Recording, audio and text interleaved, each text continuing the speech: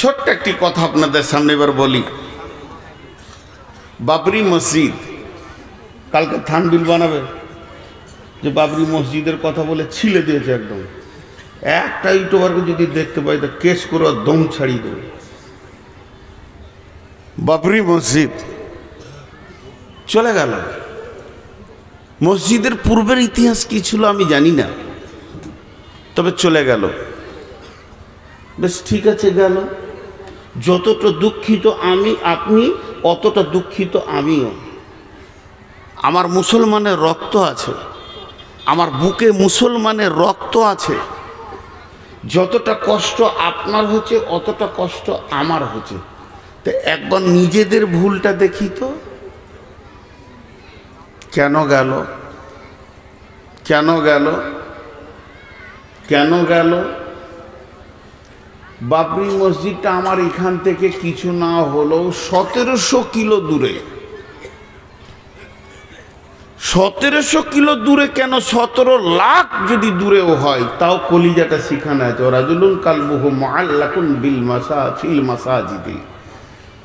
ওই লোকটা আরশের ছায়াতে থাকবে যার দিল মসজিদে টাঙা থাকবে। পৃথিবীর মসজিদ আমার হৃদয়ে আছে যত দূরেই হোক, কিন্তু আপনার বাড়ির পাশের মসজিদটা কোন পার্টি বলেছিল ঢুকিস না? ওই পার্টিটার নাম বলেন। আপনার বাড়ির পাশ থেকে ফিতে ধরে যেটা সব থেকে নিকট মসজিদ, বিজেপি বলেছে, বজরং বলেছে, শিবসেনা বলেছে, তৃণমূল বলেছে, সিপিএম বলেছে, কংগ্রেস বলেছে, এসোসিয়াই বলেছে। কে বের করেছে এই মসজিদ থেকে আপনাকে? বিসমিল্লাহির রহমানির রহিম।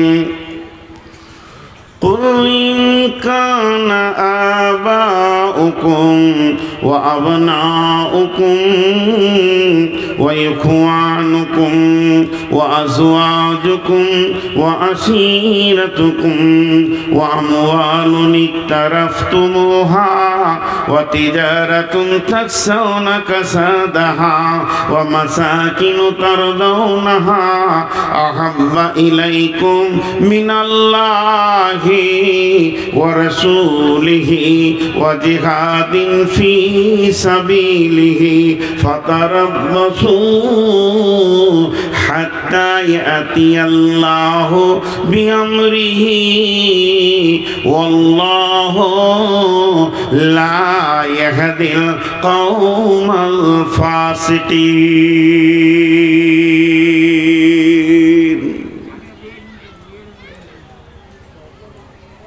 বলেন, আমি এবার গভীর তথ্য দিকে যাচ্ছি যে মুসলমান তোমাদের কাছ থেকে এগুলো যাচ্ছে কেন। আল্লাহ বলে দিয়েছেন, কোরআন প্রতিদিন আপডেট হয়। কোরআনেই লেখা আছে ফিহা কুতুবুন কাইয়্যিমা। এটা প্রতিষ্ঠিত কিতাব যা কিয়ামতের পশ্চিম দিকে সূর্য ওঠা পর্যন্ত একই পাওয়ারে দাঁড়িয়ে থাকবে, যে পাওয়ারটা রাসূলুল্লাহ সাল্লাল্লাহু আলাইহি ওয়াসাল্লামের জামানায় ছিল। এর পাওয়ার শৈথল্য হবে না, এবং প্রতিটি জামানায় প্রতিটি দিন প্রতিটি সকালে আপডেট দেবেই এবং বিশ্বকে তার মোকাবেলার কথা শিখাবে। এখন বলেন, আল্লাহ তাবারাক ওয়া তাআলা বলছেন, হে আমার গোলাম, কখন তোমাদের উপরে বিপর্যয় আসবে, কখন তোমরা হেয় প্রতিপন্ন হবে।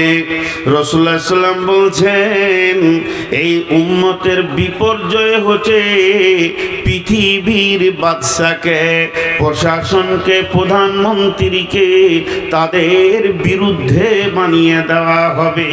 তাদেরকে দেখতে পারবে না, তাদেরকে মেনে নিতে পারবে না, এমন মিজাজের বানানো হবে। কখন বানানো হবে?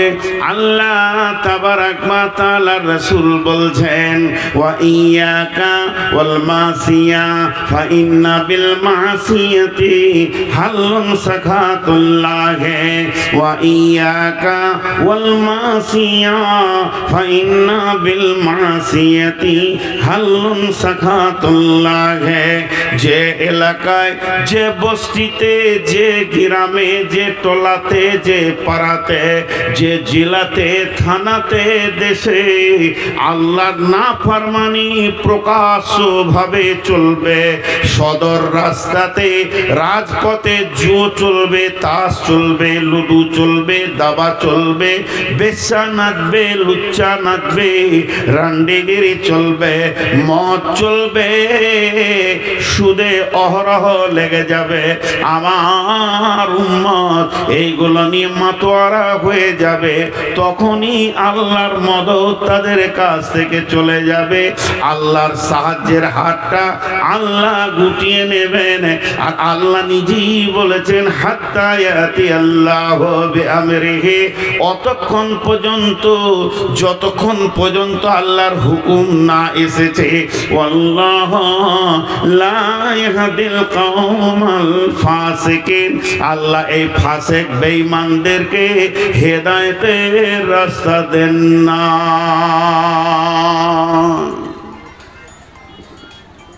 তারা 8টা জিনিসকে ভালোবাসবে 3টের তুলনায়। 8টা জিনিসকে নিয়ে মাতোয়ারা হয়ে থাকবে 3টের তুলনায়। জি, আবার বলছি, 8টা জিনিসকে ভালোবাসবে 3টের তুলনায়। কোরআন থেকে বলছি। এখন একটা উদাহরণ দিব। একটা দাঁড়ির 2টা পাল্লা। এক পাল্লাতে ওই 1 গ্রামের বাটখারা, 1 গ্রাম ছোট্ট 1 গ্রামের বাটখারা 8টা রাখা আছে। তো আর ওজন হলো 8 গ্রাম, 10 গ্রামও হয়নি। আর একটা পাল্লাতে কুইন্টলের বাটখারা 3টে রাখা আছে। এরা গণনায় 3টে, এরা গণনায় 8টা। গুনতিতে বাম পাল্লাটা বেশি, গুনতিতে ডান পাল্লাটা কম, কিন্তু ওজনে কে বেশি? জোরে বলেন। 3টে। তো ওজনে যে 3টে বেশি, এটা বলবে কে? তার নাম কি? কাঁটা। কে বলবে? কাঁটা কোন দিকে ঝুঁকবে, 3টের দিকে না 8টার দিকে? 3টের দিকে কাঁটা যখন তোলা হবে পাল্লাটা, তা 3টের দিকে এমনি করে বলবে, দেখ আমি ঠিক বলছি, এরাই বেশি। যদি কাঁটাটা 8টার দিকে ঝুঁকে, যদি ঝুঁকে, এখন ওই কাঁটাটাকে ইমানদার বলবেন না ফাসেক বলবেন? কোনটা বলবেন বলেন? কাঁটাটাকে আপনি কি বলবেন? ও বেঈমান না ইমানদার? বেঈমান। আল্লাহ ওটাই বলছে, তোরা একটা পাল্লাতে 8টা চাপা, আর একটা পাল্লাতে 3টি চাপা। 3টে মাল ডান পাল্লায় চাপা, বাম পাল্লাতে 8টা মাল চাপা। সে 8টা মালের নাম আমি বলছি। কুল ইন কানা আবাউকুম ওয়া আবনাউকুম ওয়া ইখওয়ানুকুম ওয়া আজওয়াজুকুম ওয়া আসীরাতুকুম ওয়া আমওয়ালুন ইকতারাফতুমুহা ওয়া তিজারাতুন তাকসাউনা কাসাদাহা ওয়া মাসাকিনু তারদাউনাহা। এই 8টা হলো কি? বাপের মহব্বত, সন্তানের মহব্বত, ভাইয়ের মহব্বত, বিবির মহব্বত, বন্ধু বান্ধবের মহব্বত। 5টা হলো সঞ্চিত মালের মহব্বত, যে মালকে তুমি সঞ্চয় করেছো তার মহব্বত, যে ঘরটা তুমি বানিয়েছো এই ঘরের মহব্বত। আর 8 নম্বরে হলো চাকরি বাকরি, ব্যবসা বাণিজ্য যেটা রয়েছে এইগুলির মহব্বত। আরেকবার বলছি, বাপের মহব্বত, বেটার মহব্বত, ভাইয়ের মহব্বত, আপনার বিবির মহব্বত, বন্ধুর মহব্বত, সঞ্চিত মালের মহব্বত, ঘর বাড়ি অট্টালিকার মহব্বত, এবং যে চাকরি বাকরি ব্যবসা বাণিজ্য তুমি করো তার মহব্বত। 8টা জিনিসের মহব্বতকে নিয়ে এসে একটা দাঁড়ির পাল্লায় দিয়ে দাও। এখন তোমার ডান দিককার পাল্লাটা ফাঁকা আছে, ওখানে 3খানা মহব্বত মহব্বত রাখো। আহাব্বা ইলাইকুম মিনাল্লাহি, আল্লাহর মহব্বত, ওয়া রাসূলিহি, এবং আমার রাসূলের মহব্বত, ওয়া জিহাদিন ফি সাবিলিহি, আল্লাহর রাস্তায় বেরিয়ে গিয়ে জান দিতে হবে, মাল দিতে হবে। আল্লাহর জিহাদকে মহব্বত করে মেনে নিব, আল্লাহর রাস্তায় শ্রম দিব, মেনে নিব, পৃথিবীর মুখে লাত মেরে দিব, যেটা সাহাবীরা করেছেন। এই তিনখানা মহব্বত তুমি চাপাও হে পৃথিবীর মুসলমান। এবার তোমার দিলের ভিতরে একটি কাঁটা আছে, দাড়িটা ওপর দিয়ে মনে মনে মনে মনে তোলো। এবার দেখো তোমার দিলের কাঁটাটা 3 দিকে যেছে না 8 দিকে যেছে।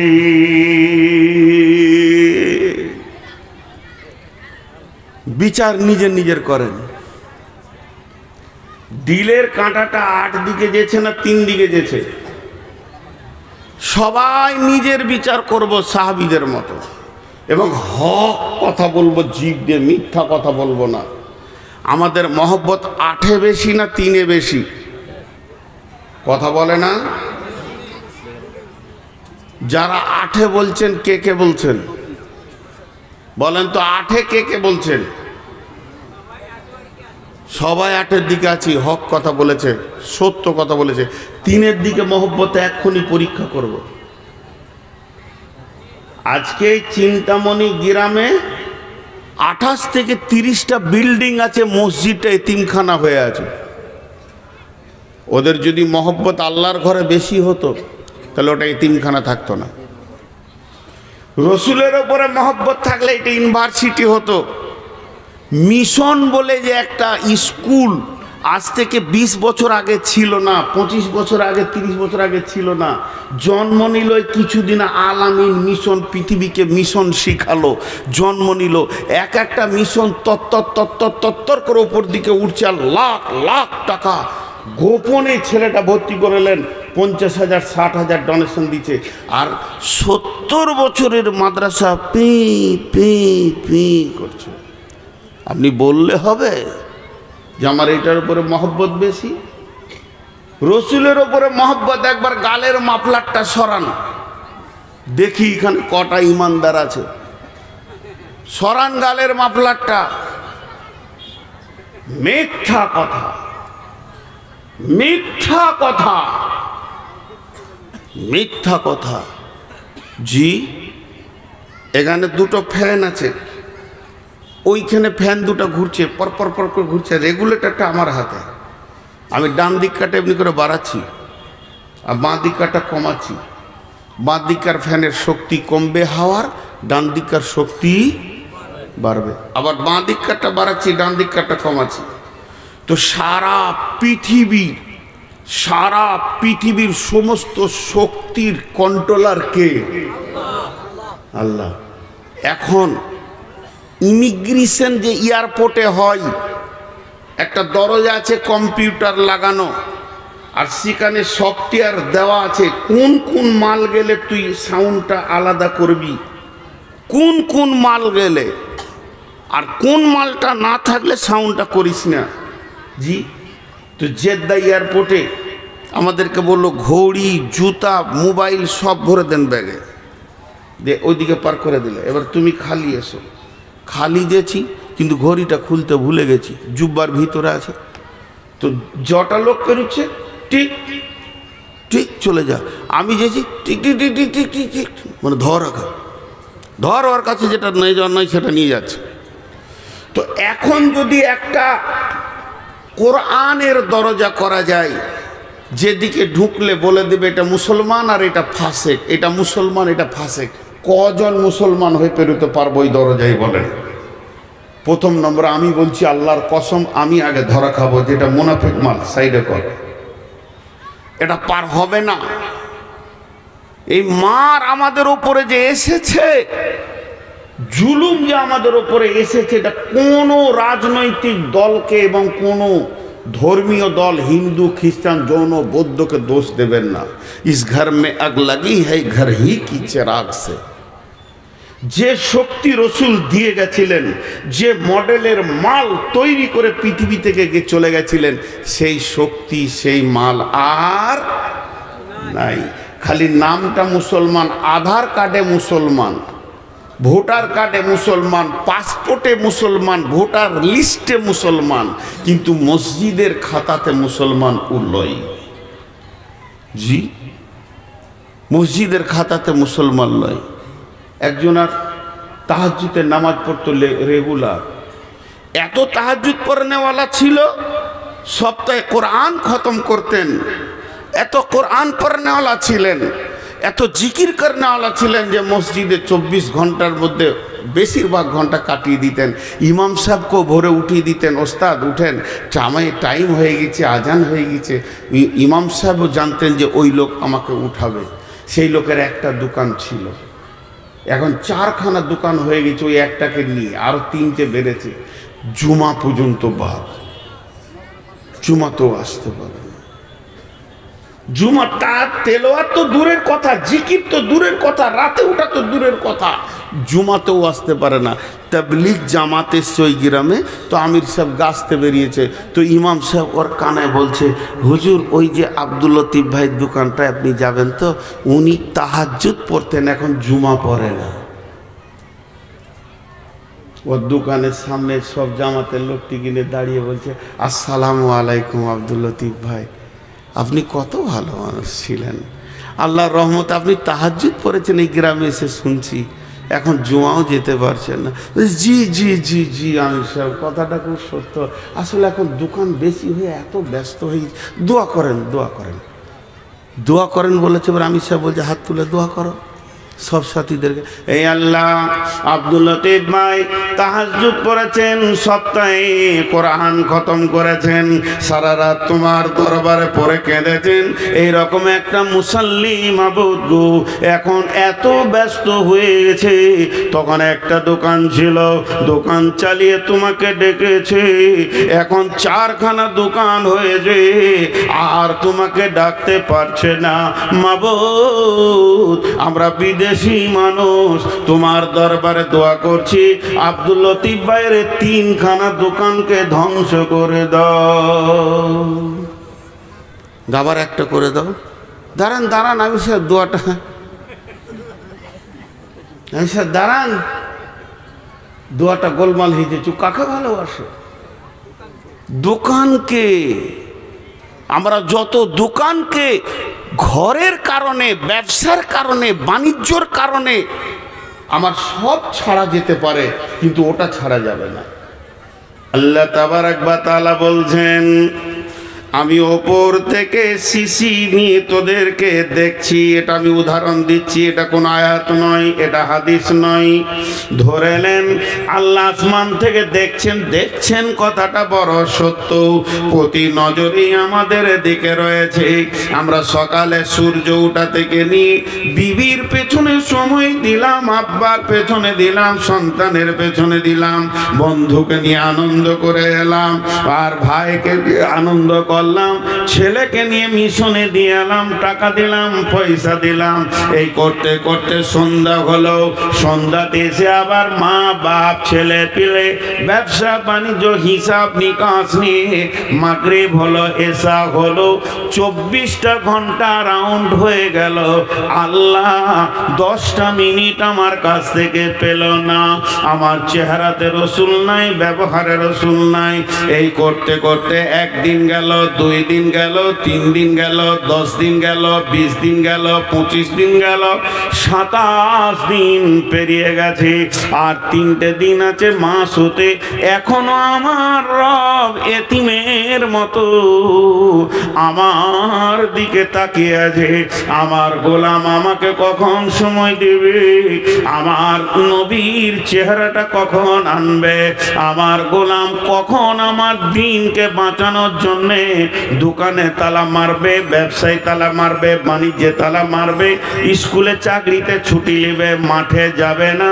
3 দিন আল্লাহর রাস্তায় বেরিয়ে যাবে, মানুষের পায়ে ধরবে, আল্লাহর গোলামির জন্যে না বেনামাজির দরজায় যাবে, মাতালের দরজায় যাবে। গেল না, 28টা দিন গেল, 29টা দিন গেল, 30টা দিনে আল্লাহ পেল না, দিন পেল না, রসুল পেল না। আমার রব ওর দরজা থেকে বেজ্জতি হয়ে ঘুরে গেল। এই অবস্থায় আমার আল্লাহ একটা ভাষা ব্যবহার করছে, ভাষাটার নাম হচ্ছে ফাতারাব্বাসু, ফাতারাব্বাসু, ফাতারাব্বাসু, ফাতারাব্বাসু। সূরা তওবার মধ্যে রয়েছে, আল্লাহ বলছেন ফাতারাব্বাসু হাত্তা ইয়াতিয়াল্লাহু বিআমরিহি।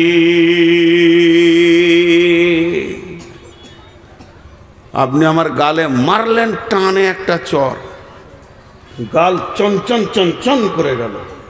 বাড়ি বর্ধমান, আপনার বাড়ি চিন্তামণি। কি বলবো, পাড় মাতাল তেমনি গায়ে বলও আছে। খালি এমনি করে তাকিয়ে দেখলাম, গাড়িতে বসলাম তো তাকিয়ে আছেন এমনি করে। ড্রাইভারকে বললাম চল, এই চল বলে যখন বেরিয়ে গেছি তখন খালি একটা শব্দ বলেছি ওনাকে, ঠিক আছে। ঠিক আছে মানেটা কি বলেন? ঠিক আছে মানেটা আপনারা বলেন, আমি আপনাদের মুখ থেকে শুনবো। তো আল্লাহ গোটা মাস বছর তাকিয়ে নিজে পেল না, রসুলও পেল না, দাড়ি চেটে ছেঁচে ছেঁকে টাকনুর নিচে কাপড় পরে, বাম হাতে পানি খেয়ে, সিগারেট, বিড়ি, জুয়ো, তাস, লুডু, দাবা। আল্লাহ শেষ ভাষা বলছে ঠিক আছে, ঠিক আছে, মুদিকে আসতে দে। মুদি চলে এলো। আল্লাহ এমনি করে মুসলমানদের বেঈমানদের শক্তি কমাচ্ছে আর ইমানদারদেরটা, বেঈমানদেরটা বাড়াচ্ছে, ইমানদারদেরটা কমাচ্ছে। পিটা পিটা, এক ধার থেকে পিটা। জি, কাগজ কলম নিয়ে বসে যান, পিচবোর্ড নিয়ে আর কাগজ কলম নিয়ে বসে যান। ভারতবর্ষের নেতাগুলোর নাম একদিকে লেখেন। মোদি মুসলমানদের উপরে রাজি না নারাজ? নারাজ। অমিত শাহ নারাজ। তারপরে যোগী নারাজ, নারাজ নারাজ নারাজ। কাটতে কাটতে শেষকালে মমতা খালা নারাজ। কিছু মুসলমান মনে মনে নিয়ত করেছে মমতার শাড়িটা যদি পেয়ে যায় তো কিয়ামতের মাঠে আর চাদর লাগবে না, ওই ছায়াতেই পেরিয়ে যাব। এদের কুদাকুদিয়ে লাফালাফি দেখে আশ্বস্ত শ্বাস ফেলছে ওর কাছে, সব নারাজ। কিন্তু আল্লাহ তাবারাক ওয়া তাআলা কি বলছেন? ওয়া'দাল্লাহু আল্লাযীনা আমানু মিনকুম ওয়া আমিলুস সলিহাতি লা ইস্তাখলিফান্নাহুম ফিল আরদি কামা ইস্তাখলাফাল্লাযীনা মিন ক্বাবলিকুম। আরেকবার বলছি, এটা সূরা নূরের 55 নম্বর আয়াত। আপনারা একবার আমার সঙ্গে জবাব দেবেন, প্রশ্ন করব, উত্তর দেবেন। ওয়া'দাল্লাহুল্লাযীনা আমানু মিনকুম ওয়া আমিলুস সলিহাতি লা ইস্তাখলিফান্নাহুম ফিল আরদি কামা ইস্তাখলাফাল্লাযীনা মিন ক্বাবলিকুম। নবীজি গুরুত্বপূর্ণ কথা 3 বার বলতেন, এর জন্য 3 বার বলছে ওয়া'দাল্লাহুল্লাযীনা আমানু মিনকুম ওয়া আমিলুস সলিহাতি লা ইস্তাখলিফান্নাহুম ফিল আরদি কামা ইস্তাখলাফাল্লাযীনা মিন ক্বাবলিকুম। আল্লাহ বলছেন, হে বিশ্ব মুসলমান, ওরে আহলে কোরআন, ওরে আহলুল হাদিস, ও বিশ্ব কোরআনের ছায়াতলে তোরা যারা রয়েছিস, সূরা নূরের 55 নম্বর আয়াতটা খুলে দেখ।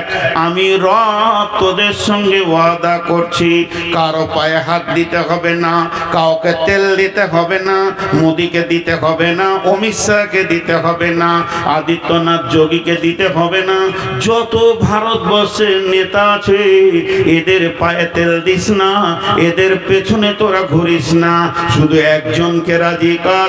আমি আল্লাহ ওয়াদা করছি, হে ইমানদারেরা, তোরা যখন আমার ছায়াতে এসে 100% ঢুকে যাবি, আমাকে রাজি করে নিবি, তাহলে তোদেরকে ব্যালট লাগবে না, সারা বিশ্বের হুকুমত তোদের হাতে আমি আল্লাহ তুলে দিব, তোরাই শাসন করবে, তোরা শাসিত হবি না।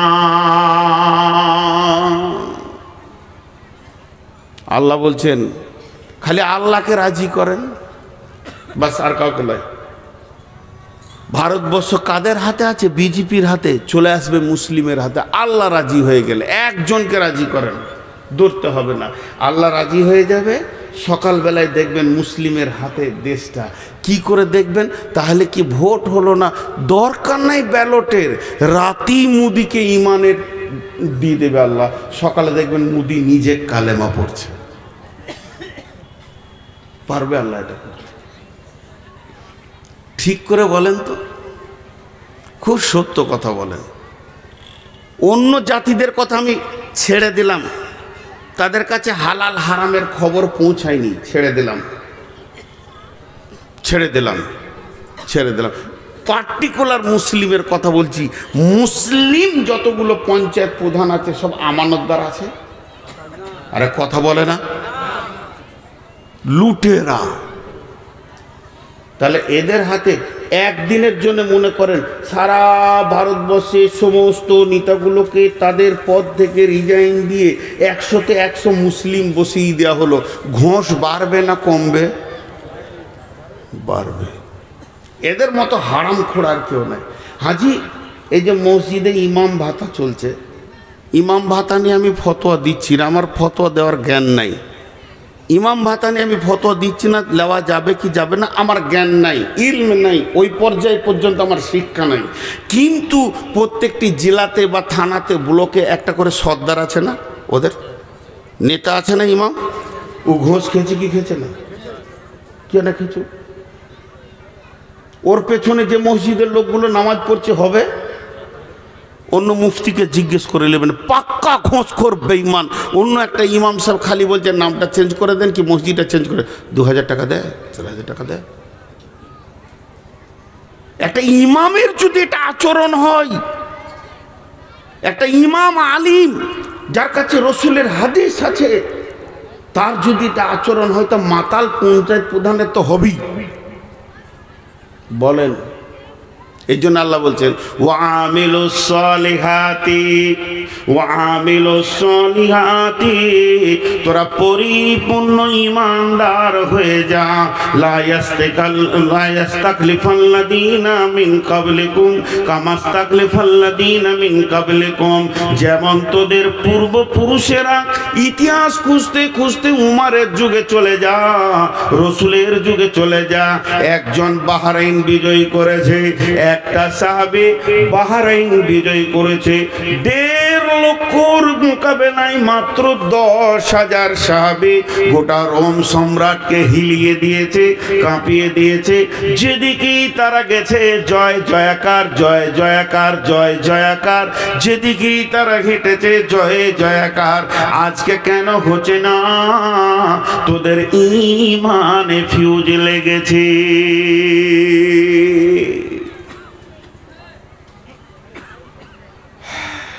তোদের হাতে কেন আজকে দিচ্ছেন আল্লাহ? তোদের হাতে কেন রাজ্য দিচ্ছেন আল্লাহ? তোদের চরিত্র শেষ। আল্লাহ বেঈমানকে তো দেবে না। উমারের জামানায় ওই কতক্ষণ চালাবে তুমি, আর আমাকে তাকিয়ে থাকতে হবে? মোবাইলটা খুলে নে, ঘর যাও, এখনো বসানো।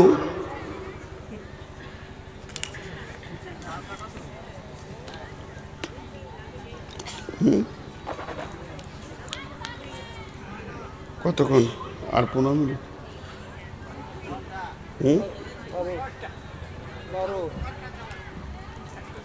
বলছে 12 ঘন্টা। কারণ বাবার ক্ষমতা আছে 12 ঘন্টা বলতে। আমার বড় ভাই বলছে 12 ঘন্টা। জি, দেখেন এখানে একটা মজার কথা আপনাদেরকে বলি। উমারের জামানার একটা ঘটনা শুনেন। সম্ভব ঠিকানাটা আমি সিরিয়া বলছি। একটা মাস্তান ছিল, ডন। ডন কি হলো? সুইচ অফ হয়ে গেছে? হ্যাঁ, কথা বলে না, সুইচ অফ হয়েছে তো লাগাও। তো একটা ডন ছিল, খুব ধ্যান দিয়ে শুনেন। ডন ওই এলাকারও ডন, বেঈমান। বেঈমান, ইমানদার লাই। সেরকম চেহারা, সেরকম মোচ, আর সেরকম তাকালে মানুষ ভয় খেয়ে যেত। তো হযরতে উমার দুইজন সাহাবীকে পাঠালেন যে ওর কাছে ইমানের দাওয়াত দাও। খুব ধ্যান দিয়ে শুনবেন, ইমানি দাওয়াত দাও। গেল 3 মাস, 2 মাস লেগেছিল হেঁটে যেতে। কত দূরে ওর বাড়ি, মদিনা থেকে যাচ্ছেন সাহাবীরা। একটা লোককে ইমানের দাওয়াত দিতে, সেখানে গিয়ে যখন পৌঁছালো, ওকে তখন বলছে, আমিরুল মুমিনিন হযরতে উমর ফারুক রাদিয়াল্লাহু তাআলা আনহুর নেতৃত্বে আমরা এসেছি আপনার কাছে দাওয়াত দিতে। আখির নবী মুহাম্মদ রাসূলুল্লাহ সাল্লাল্লাহু আলাইহি সাল্লামের উপরে আপনি ঈমান আনেন এবং পৌতলিকতা ছেড়ে দিয়ে, বাপদাদার যে দেবদেবীর পুজো আছে ছেড়ে দিয়ে এক আল্লাহকে মানেন। ডনকে বলছে। তো ওই ডন যত পৃথিবীতে ছিল সাহাবীদের মতো কেউ ছিল না, তা কোনো ভয় নাই, দাওয়াত দিচ্ছে। তো ও তখন কি বলছে জানেন? ঈমান আনবো, দুটো শর্ত, যদি মেনে নাও তো এখনই কালেমা পড়ে নেব। বলে শর্ত দুটো কি? বলছে 1 নম্বর হচ্ছে উমার যত বড় রাজ্যটা চালাচ্ছে, যে বিশাল, কেউ বলে 12 লক্ষ 18 লক্ষ বর্গমাইল ধরে রাজত্ব চালাচ্ছে, এইটা অর্ধেক আমাকে দিতে হবে। আমি কালেমা পড়ব, এই রাজত্বটা অর্ধেক আমাকে দিতে হবে, একটা শর্ত। আর দ্বিতীয় শর্ত হচ্ছে উমারের বেটির সাথে আমার বিয়ে দিতে হবে। উমারের বেটি যেটা আছে ওর সাথে আমার বিয়ে দিতে হবে। তা এরা কি বলল জানেন? আচ্ছা, আমার নসিব খারাপ না ভালো? এতগুলো লোক হ্যাঁ নাও বলে না। রাগ করছেন নাকি আমার উপরে? তো এদিকে আমার ধ্যানে যেটা প্রশ্ন দিচ্ছি উত্তর দেন, আমার নসিব ভালো না খারাপ? নসিব আর কে জানবে। আমি বাইনে বসলি চাওয়ালা ঢুকে, ওকে ধরে নিয়ে আসেন, ও 4 কেতলি সহ। কমিটির লোক যদি ওকে ধরে না নিয়ে আসেন তাহলে আমার বায়না এখান থেকেই স্টপ থাকবে, আমি এক চু লাগাবো না। ওর 4 কেতলি নিয়ে আসেন আগে,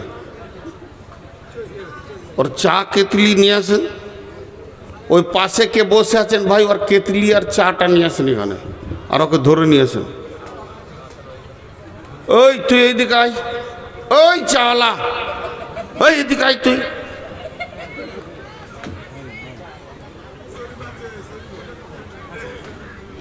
ওকে চিনে রাখতো, বাইনের শেষে ওকে আমি দেখা করবো।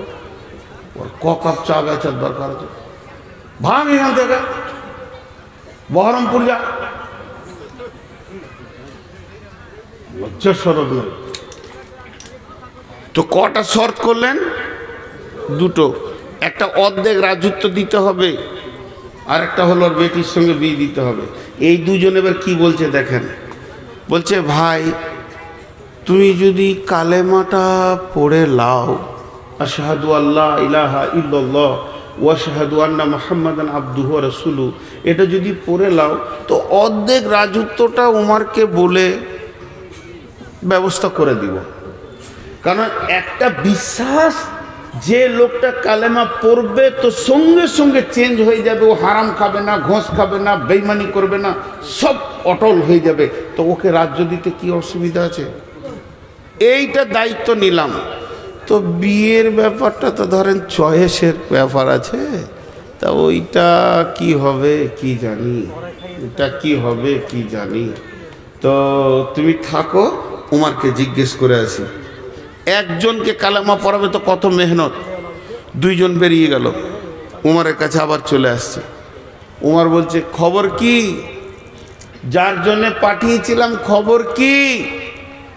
দুজন বলছেন আমিরুল মুমিনিন খলিফাতুল মুসলিমিন, যে ডনের কাছে আমাদেরকে আপনি পাঠিয়েছিলেন সে এই মর্মে ঈমান আনবে। দুইখানা শর্ত করেছে, সেই শর্তের ওপরে সে ঈমান আনবে। এক নম্বরে বলেছে অর্ধেক রাজত্ব তাকে ছেড়ে দিতে হবে, সে শাসন করবে। আর দুই নম্বর শর্ত হলো আমিরুল মুমিনিন আপনার মেয়েকে সে বিয়ে করবে। উমার বলছে তুমি কি বললে? তোমরা কিছু বলেছো? বলে বলেছে। কি বলেছ? অর্ধেক রাজত্বটা কোনো রকম বুঝিয়ে পারিয়ে, অসুবিধা হবে না, তবে বিয়েটা চয়েসের ব্যাপার আছে। হযরত উমর বলছে আমার দিলের কথা শোনো। অর্ধেক কেন? যখনই কোনো মানুষ পাক্কা ইমানদারি প্ল্যাটফর্মে এসে যাবে তাকে সমস্ত রাজত্বটা আমি উমার ছেড়ে দেবো, কোনো ডিস্টার্ব নাই। সে তো চালাবে আল্লাহ এবং রসুলের তরিকায়। এক নম্বর গেল। বিয়ে শাদীর ব্যাপারে কেন শুনলাম? মেয়ে তো আমার, তবে আমি বলছি একটা কালেমা পড়া ইমানদারকে মেয়ে দিতে উমারের এক সেকেন্ড আটকাবে না, সঙ্গে সঙ্গে বিয়ে পড়িয়ে দেব। যাও তোমরা তাকে কালেমা পড়তে বলো। তাহলে ইমানদারের প্রতি ভরসা কত? তাহলে বলেন একটা ইমানদারের প্রতি ভরসা কত? আর যে রায় ইমামের শুধু একটুকু লিডারই পেয়েছে, এতেই যদি ঘোষ খায়, ওই ইমামগুলোকে যদি একবার মোটামুটি মুখ্যমন্ত্রী বা এমএলএ এমপি করে দেওয়া হয়, কি করবে বলেন তো? কি করবে বলেন? চরিত্র কোথা চলে গেছে সহি হাদিস এবং কোরআনের তার পেটে থাকার পরও। এবার এরা দুজন আবার হাঁটতে লাগলো। যে গ্রামে ডনের বাড়ি ওরা সেই পর্যন্ত পৌঁছে গেল। এবার গ্রাম ঢুকবে। গ্রামের কাছাকাছি হয়তো বা 100-200 গজ রাস্তা বাকি আছে। তখন দেখছে গ্রাম থেকে একটা জানাজা আসছে, খাটে লাশ আছে, দল বেঁধে লোক দাফন করার জন্য বেরিয়ে আসছে। এরা দুজন জিজ্ঞেস করছে কে মরেছে, কার জানাজা হবে, ইহুদি না নাসারা না মুসলমান, কাকে দাফন করা হবে? এদেরকে বলা হচ্ছে তোমরা যে ডনের কাছে এসেছিলে ওই হতভাগাই মরে গেছে। তখন এরা বলল হতভাগা রে, তোর কপালে আর মানে ঈমান আল্লাহ লেখেনি, বেঈমান হালাতি পৃথিবী থেকে চলে গেল। তার মানে একটা ঈমানদারের ওপর কত ভরসা থাকা দরকার।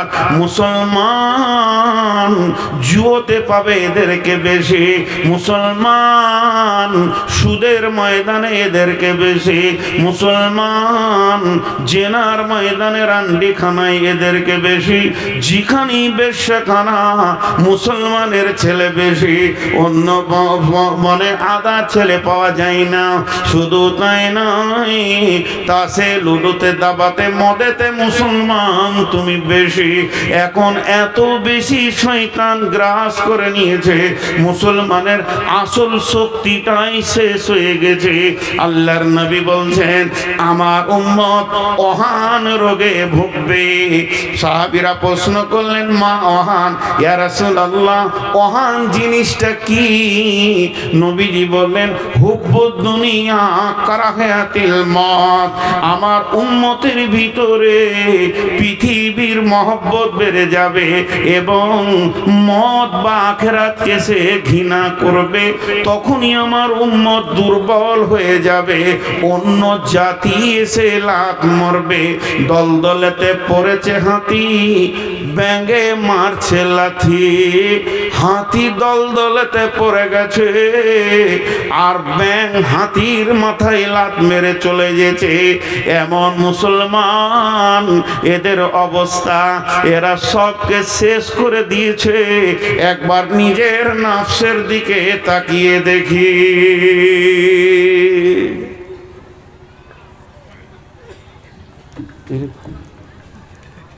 কি ঘটবে শেষ কেন স্টেজে, আমি তাই চিন্তা করছি। একজনা পড়ে গেছে, একজনা কি খবর আনছে বারবার জিবরাইলের মতন। হ্যাঁ হ্যাঁ, তাই তো মনে হচ্ছে।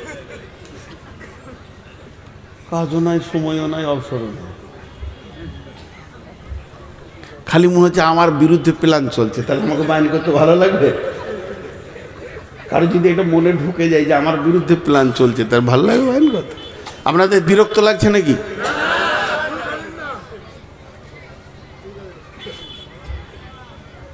ওই লোকগুলো দাঁড়িয়ে দাঁড়িয়ে শুনছে, আমাকে কষ্ট লাগছে। কেন কষ্ট? মহব্বতের জন্য বলছি। পায়ের নিচে বসার কিছু নাই। তো এ হয়ে গেছে আমাদের আজকের সব থেকে বড় ক্ষতি। ইসলামকে কি বলেছেন রাসূলুল্লাহ সাল্লাল্লাহু আলাইহি ওয়াসাল্লাম? প্রাসাদ।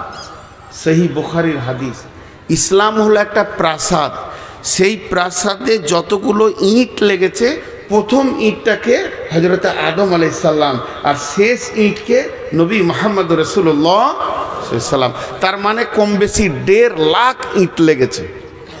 ওই প্রাসাদটা তৈরি করতে কত ইট লেগেছে? কম বেশি, অ্যাকুরেটি বলছি না, কম বেশি 1.5 লক্ষ। প্রাসাদ মানে কি? প্রাসাদ মানে সুন্দর সাজানো ঘর। বুঝতে পেরেছেন? সুন্দর সাজানো ঘর। এবার ওই সাজানো ঘরে আগুন লেগেছে। জানলাতে আগুন, দরজায় আগুন, খাটে আগুন, বিছানায় আগুন, আলমারিতে আগুন, শোকেশে আগুন। আগুনটা লাগিয়েছে কে? ভারত জ্বলছে, কাশ্মীর জ্বলছে, মায়ানমার জ্বলছে, রোহিঙ্গা জ্বলছে, বাংলাদেশ জ্বলছে, পাকিস্তান জ্বলছে। ভারতের মুসলমানের থেকে বাংলাদেশের মুসলমান বেশি জ্বলছে। ওরা হলো মুনাফিক, বেশি জ্বলছে। আমরা অনেক ভালো আছি আলহামদুলিল্লাহ। জাসুস আর তাজাসুসি আর বেঈমানি, যে যত তাহাজ্জুদ পড়ে সে তত বেঈমানি করে বাংলাদেশে। সপ্তাহে রোজা বাদ দেয় না, আর বেঈমানিতে প্রথম সারি ধরা আছে। তো সারা বিশ্ব যেন আগুনে দাও দাও দাও দাও দাও দাও দাও দাও করে জ্বলছে। সারা বিশ্ব। শুধু মুসলমান নামে প্রাসাদ আগুন লেগেছে, অন্যটা লাগেনি। তো এই আগুনটা লাগিয়েছে কে? একজন বড় আল্লাহর ওলি বলছেন, ইস ঘর মে আগ লাগি হ্যায় ঘর হি কি চিরাগ সে। ঘরের প্রদীপই ঘর জ্বলছে, দোষ কাকে দেবেন? ঘরের প্রদীপে যদি ঘর জ্বলে, লাঠি নিয়ে কাকে খুঁজবেন? কথা বলে না। এদিকে বলছে চালান এখনো, আর আমি যেটা জিজ্ঞেস করছি তার উত্তর দিচ্ছে না। আমি একটা কথা আপনাদেরকে বলি না, বচনে বচনে বিটি হারাইল কেঁথা, ভেরলের যুদ্ধতে গেল শিয়ালের মাথা, মা বিটিতে ঝগড়া করে বটি পড়ল নাকে, তিনজনের মধ্যে দোষ দিব কাকে? বিচার করেন তো। এটা অনেকবার বলেছি, এটা বহুদিন পর আবার বললাম। এক বুড়ি বিটির বাড়ি যাচ্ছে, 1 লাখ টাকা নিয়ে ছিঁড়া কাঁথায় গটিয়ে নিয়েছে, যে খালি ওর চোপা চলছে, খালি মুখ বন্ধ নেই। আমার যা হবে হোক গা, কেঁথা যেন না হারায়। আমার যেটা হবে হোক গা, কেঁথা যেন না হারায়। টোটোতে উঠছে, বসছে, নৌকায় চাপতে গিয়েছে, যেই কেঁথাটা নিয়ে এমনি একজন যুবক ফাম করে পকেট মার কেঁথা নিয়ে মারল। দোষ কার? নিজের দোষ। চোপা না চালাতিস না যেত। জি, ভেরলের যুদ্ধতে গেল শিয়ালের মাথা, দুটো বড় বড় ষাঁড় ভেড়া ফটাস ফটাস করে মারছে, আর একটা শিয়াল খালি মুখ দিয়ে লাল পড়ছে, যেটা পড়বে ওইটা আমার, যেটা পড়বে ওইটা আমার। অনেকক্ষণ ধরে ওদের ঝগড়া চলছে। এই মনে মনে করছে ওরা নাটক করছে নাকি রে, এখনো পড়ে না কেন? কিন্তু ভেড়ার মাথা খুব শক্ত, তো পড়ে না কেন রে? তো একবার মাঝে ঢুকে টেস্ট করতে গিয়েছে, দুদিক থেকে মেরেছে, তো ওই লাশ। এই যে লাশটা পড়লো, দোষ কার? ওর নিজের দোষ। তার মানে এমএলএ নমিনেশন ফাইল চলছে, দাঁড়িয়েছে কে? ঘোষ, গুয়ো, গুপ্ত, যেগুলো অজাত শিডিউল ক্লাস, তারা দাঁড়িয়েছে। একদিকে দাঁড়িয়েছে ব্যানার্জি, একদিকে দাঁড়িয়েছে চ্যাটার্জি, একদিকে দাঁড়িয়েছে মমতা ব্যানার্জি, আরেকদিকে দাঁড়িয়েছে কে? ওই বুদ্ধদেব ভট্টাচার্য। মধ্যখান থেকে মরছে এই ভেড়া কটা, এই চালাক মুসলমান কটা। ভেরোলের যুদ্ধ চলছে ভারতবর্ষে, লাশ হচ্ছে কারা? মুসলিমরা। ওকে খালি বলেছে 3 কেজি পঞ্চায়েতে গম দেবো তোকে, অতি রং মেখে জিনো ও জিনো ও তৃণমূল কংগ্রেস জিনো ও লড়াই লড়াই লড়াই চাই, লড়াই করে বাঁচতে চাই। তুই তো মরবি বেসকালে। ভোট পাবে ওরা, হয় জিতবে ব্যানার্জি, না হয় জিতবে চ্যাটার্জি, না হয় জিতবে দাস, না হয় জিতবে গুপ্ত, আর মরবি তুই সুপ্ত। কুকুরে টানাটানি করবে তোর লাশ নিয়ে। আর যখন ওই লাশটাকে নিয়ে কলকাতা নিয়ে যেছে, মর্গে নিয়ে যেছে, যে বড় বড় পার্টির নেতারা আসছে, তোমার ফ্যামিলির লোক মনে করছে যেন জান্নাতুল ফেরদাউস গেল। এত বড় বড় নেতা যখন আমার ঘরে এসেছে, তা লাশটা মনে হয় জান্নাতুল ফেরদাউস গেল। ওদিকে জাহান্নামের ফেরেশতা খালি মোচ পাকাইছে, আয় শালা দেখছি তোকে কোন জায়গায় দিতে হয় সাইজ করে দেবো। ওখানে আর কেউ যাবে না, ব্যানার্জি চ্যাটার্জি যাবে। মরছে এরা। আর 3 নম্বর, মা বিটিতে ঝগড়া করে বটি পড়লো নাকে। একটা ঘরে মা বিটি ঝগড়া চলছে, আর পাশের বাড়ি বউ দেখতে এসছে, মা রাগ করে বটি ছুড়ি দিয়েছে বেটির দিকে, তো ওরই নাকটা কাটাই। দোষ কার? আল্লাহ তাবারাক ওয়া তাআলা বলছেন, قل إن كان آباؤكم وأبناؤكم وإخوانكم وأزواجكم وعشيرتكم وأموال اقترفتموها وتجارة تخشون كسادها ومساكن ترضونها أحب إليكم من الله ورسوله وجهاد في سبيله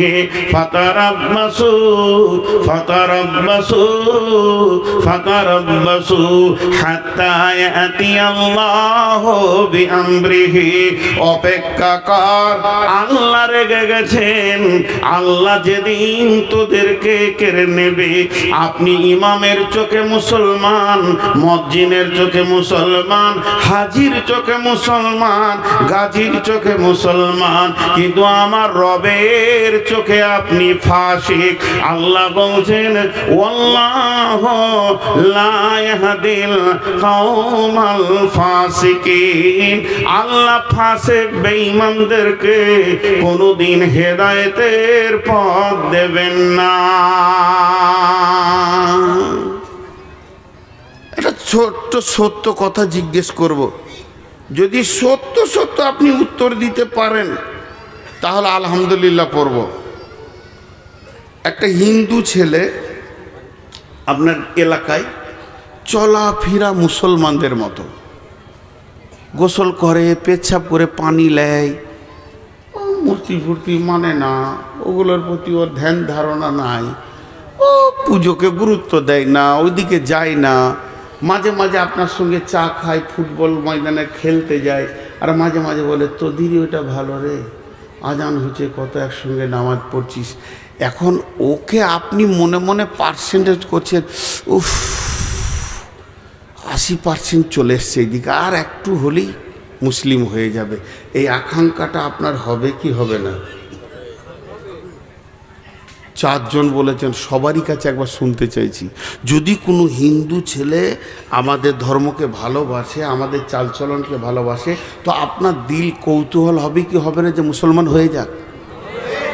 হবে। সত্য কথা বলেছেন, আলহামদুলিল্লাহ।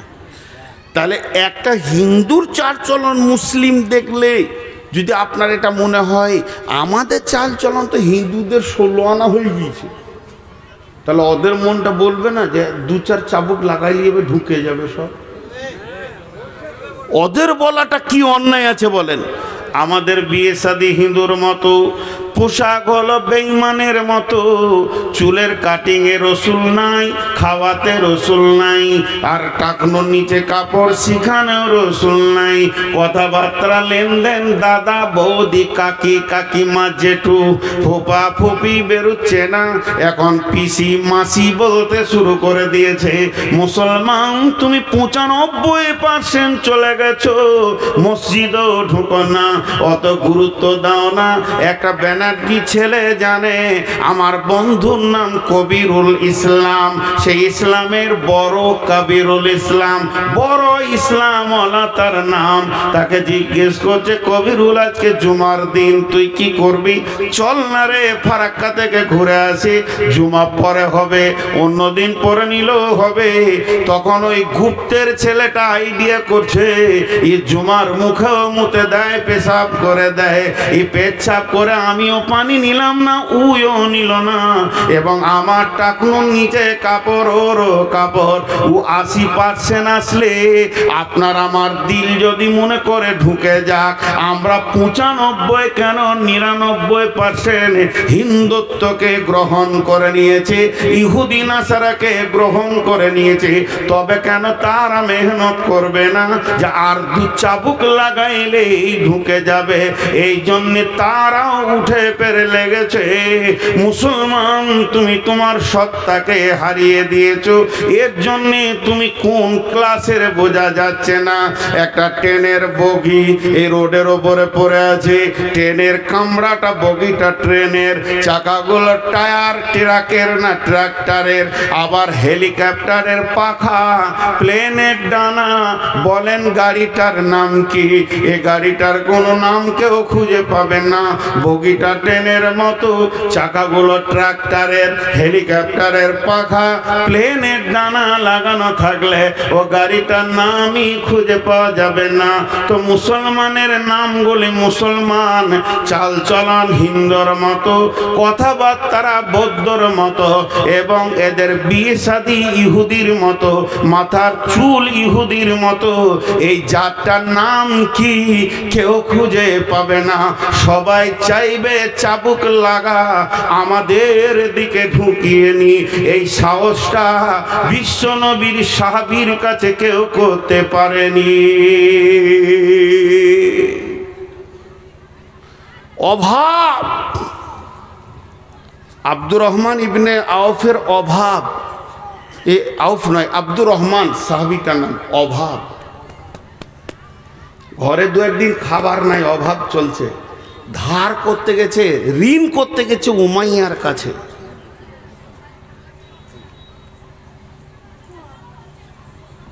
ঋণ কার কাছে করতে গেছে? উমাইয়ার কাছে।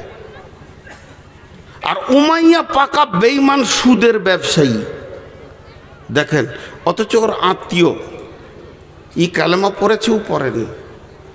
উমাইয়াকে বলছে উমাইয়া রে কিছু ঋণ টিন দিবি, কদিন কষ্টতে আছি রে। বলে তোকে কি করে ঋণ দেবো, তুই যে সুদ দিবি না রে। তো উত্তর দিচ্ছে খেতে না পেলেও তোকে সুদ দেবো না, মরে যাব তাও ভালো, সুদ দেবো না, কালেমা পড়েছি। কি বলছিস তুই বল? এর নাম ঈমান, এর নাম ঈমান। আর কালকে যদি এজেন্ট ঢুকে যাই চিন্তামণি, ফতেপুরে, এইখানে ছাইতনিতে যত এলাকার লোককে চিনি বা আমার গ্রামে, খালি ওকে ডেকে চায়ের দোকানে বলছে এত টাকা জমা করলে এই মাসে এত, এই মাসে এই হয়ে যাবে, এই 3 মাসের মধ্যে 4 কোটি টাকার মালিক বলেছে, ও কাউকে শুধবে না। লাগেন আমার একটা নাম দিন, কি লাগবে? ছবি লাগবে, আধার কার্ড, এই আধার কার্ডে দিয়ে ঢুকে পড়লো। সাহাবীদেরকে পারেনি, পেটের অভাবও পারেনি। আজকে আমরা শেষ হয়ে গেছি, আজকে আমরা শেষ হয়ে গেছি। ফুটবল দেখেছেন? ফুটবল, আর লোকগুলো ফুটবল দেখে নাই গো। জালসা করতে গেলে এগুলো একটা করে নিয়ে যেতে হবে আর কি। ফুটবল তো বিরাট বড় গ্রাউন্ডে 11টা যুবক নেমেছে। পশ্চিম দিকে 11টা যুবক ফুটবলকে মারতে মারতে পূর্ব দিকে নিয়ে আসছে, আর পূর্ব দিকে 11টা যুবক পশ্চিম দিকে নিয়ে যাচ্ছে। কেউ ওকে গছে না, পটাস ওই দিকে যাচ্ছে, তো ওরা পটাস। আমার মতো একটা মাথা মোটা হুঁশ বুদ্ধি কম দাঁড়িয়ে দাঁড়িয়ে দেখছে, কোন দলের রে, বলটা কোন দলের? ওদের গেঞ্জি হলো সাদা, এদের গেঞ্জি লাল। তো কোন দলের ও কেউ যে লাই না রে। দুটো প্লেয়ারের পায়ে এরম করে লেগেছে, আর বলটা এসে আবার আমার পায়ের কাছে পড়েছে। তো অনেকক্ষণ থেকে লাত খেয়েছে, তো আমার কোল যেতে লাগছে আর কি। তো এমনি করে কুড়িলে বললাম, ভাই তুই এত লাত খেয়েছিস রে, তো কোন দলের? আর তোকে লাত খাইছে কেন বলতো? দুটো প্রশ্ন করলাম, তুই কোন দলের, তোকে লাত খাইছে কেন? ফুটবল উত্তরে বলছে, আমি কোনো দলের লয়। তো গরু চুরি করেছিলি না, তা লাত খাইছে কেন? ওই যে আমার ভিতর ফাঁকা, ওই লেগে লাত খেয়েছি। কই ইটকে মারুক তো দেখি, একটা পাথরকে মারুক তো দেখি, কত শালা হিরো আছে ওরা। আমি ফাঁকা। তো বর্তমান রাজনৈতিক ময়দানে মুসলিমরা হলো ফুটবল। কথা ঠিক না ভুল বলে? কেন? সিপে মেরেছে এককালে লাত। আপনারা খেয়াল করেছেন কিনা, যে লোকগুলো সিপিএমে মাস্তানি করে হারাম খেয়ে হিরো হয়েছিল, ওরাই আবার তৃণমূলে হিরো। খালি কালার চেঞ্জ করেছে। সারা জীবন ওদেরকে এই করতে হবে, দিয়ে লাত খেয়েছে, এই লাত খেয়েছে, ওই লাত খেয়েছে। তা আসলে কি, ওর ভিতরটাই ফাঁকা। ভিতরে হৃদয়ে আল্লাহ থাকবে, রসুল থাকবে। সাহাবীরা ছিল পাথরের মতো অটল, হিলাইতে পারেনি। কিন্তু এরা লাত খেয়েছে, ওই জন্য শেষ হয়ে গেছে। আল্লাহ তাবারাক ওয়া তাআলা বলছেন, এতক্ষণ তো সমস্যার কথা হলো, সমাধানের মাত্র দুইটি আয়াত আপনাদের সামনে তুলে ধরছি। ফালিয়াবুদু রব্ব হাযাল বাইত আল্লাযী আত'আমাহুম মিন জু'ইন ওয়া আমানাহুম মিন খাউফ। এখন কি হলো? চালাবো তো, ওই যতই দৌড়বো ওইখানেই শেষ। কত কালেকশন দিয়েছে? কে কালেকশন করবে? মাথা খারাপ, আমি বকতে এসেছি। সবাই কালেকশন করলে হবে?